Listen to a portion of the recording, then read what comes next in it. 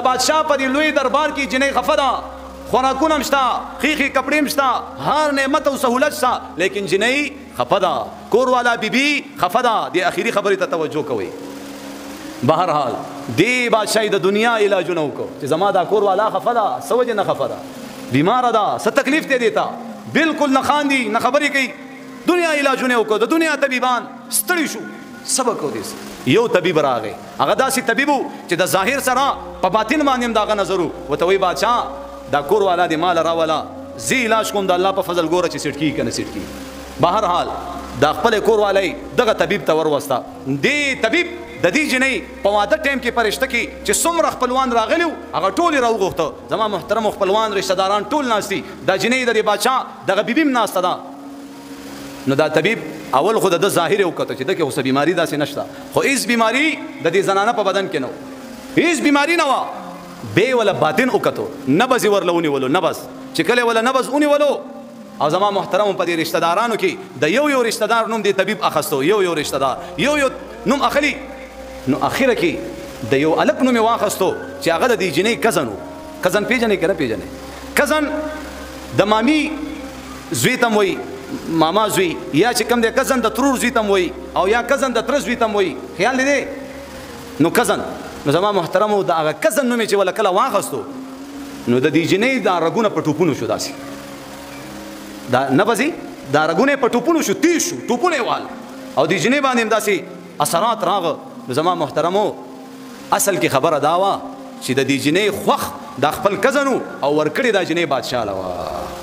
د دې جنې خوخ د خپل کزنو یا د ترزوی یا د مامازوی یا د ترورزوی، لیکن ورکړي بادشاہ لوا. نو دی وجنا چې کله دا محبوب نوم واخیستل شو چې څوک خو نو چې کله دا غي نوم واخیستل شو، زما محترم پاغي باندې رپ رپې راغی او رګونه پټوپونو شو. نو دلته ویل کېږي چې مونږ خو دعوه کوو چې الله زمونږ تاسو سره مینه ده، زمونږ د الله سره محبت ده. اوس د الله نوم مونږ ته بار بار اخیستل کېږي، لیکن زمونږ رګ چرته پټوپونو نشو، زمونږ په دې سینه کې دا زړه دا چرته پټوپونو نشو.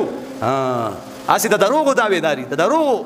زما محترم او عاشقان هغه داسې وي چې کله د الله نوم دا غي په وخت کې ووریدل شي، دا غي رنگ بدل شي. رکشا گاڑی سوزکې دکان فورا بند کی گاڑی او سیټ کی مونږ وخت مونږ وکول غواړي، یو مونږ قضا شو، لوی تباہی او لوی بربادي ده، بیا لوی بربادي وي. زما محترم زه تاسو کوم من امامان د مقتدیانو د پلار او د مور حیثیت لري. د چا حیثیت لري؟ د مسجد امام د پلار او د مور حیثیت لري. نورونو زه چې کوم خبره تاسو ته کوم، تاسو په ځان بده مګنئ. جب تاسو د اصلاح لپاره کوم، زما جب وچه شي تاسو خیرخواهی کې لګیم، تاسو د بچو په خیرخواهی کې لګیم، تاسو مال سره کوي، تاسو د کورونو په جوړولو کې لګیم، الله به مال اجر راکړي. الله به زما په خبرو سره د چا ژوند خسته شي، د چا ژوندۍ جوړ شي، الله به زما مغفرت او بخښنه پیو کی. نو دی وجنا موږ د نیکو طلبګار یو. ورونو تاسو په دې جمعات کې سار جمع کې صرف 2 کسان یا 3 کسان موجود وي.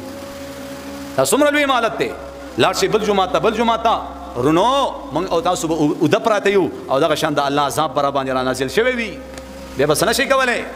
یا اکثریت خلک ود شو سار راپا نسیدل، اکثریت خلک د شپې ود شو سار راپا نسیدل، او سار راپا سیدو سره خلک راغلي دي یا پلان کې په حق رسیدلې ده، په حق په سره رسیدلې، په حق رسیدلې. بیا سار وختي اکثر اعلانات سال کی کنه کی اوریدلې دي، اکثریت اعلان هغه سار کیږي. رونو سمشي چانس ہے، سانس ہے، چانس ہے، سانس سا ختم شو. او زما څومره ساګانی باقی دي ما ته پته نشته، تاسو څومره ساګانی باقی دي پته ورته پته نشته. نو ان شاء الله د قران مجید تلاوت به شروع کوو ان شاء الله. 15 وخت مونږ خو ډیر کم کوي، 4 وخت څوک کوي، څوک 2 وخت کوي، څوک 1 وخت کوي، څوک جمعه خان وي، څوک اختر خان وي کنه. او بیا د جمعې پر ورځ هغه ترخ کې جنې ماسته مول خیال کړی چرته ماشاءالله به بیا د خلکو په سټونو باندې راوړي زه پرې دی وتا وې شي مود لراغې تمارونو سم شي سم. ما تاسو ویلي الله رسول ته هغه عمل ډیر خوښ دی، عملونو کې بهترین عمل هغه دی کوم چې همیشه وي اگر کا لګوي لګ او چې روزانه پابندۍ سره لګ له استغفار کوا لزل سلزل روزانه. چلو نن عزم کو ملګرو نه تاسو کوم چا سره تسبیح شته او چا سره نشته، دا تاسو نه کوم، مسواک تاسو نه کوم، د هند فرینو تاسو کا، د سیګریټ تاسو کا، بټوه کې ولا بیل زی جوړ کړی پېښې سیګریټ به سره ختم نشي. نسوار ما دته نسوار کا په تلوار کا ولګي پوار کا نسوار پونېګانو باندې څومره پیسې بربادو، لیکن یو مسواک سره د 100 شهیدانو اجر هلکه په نسوار باندې ملاوي.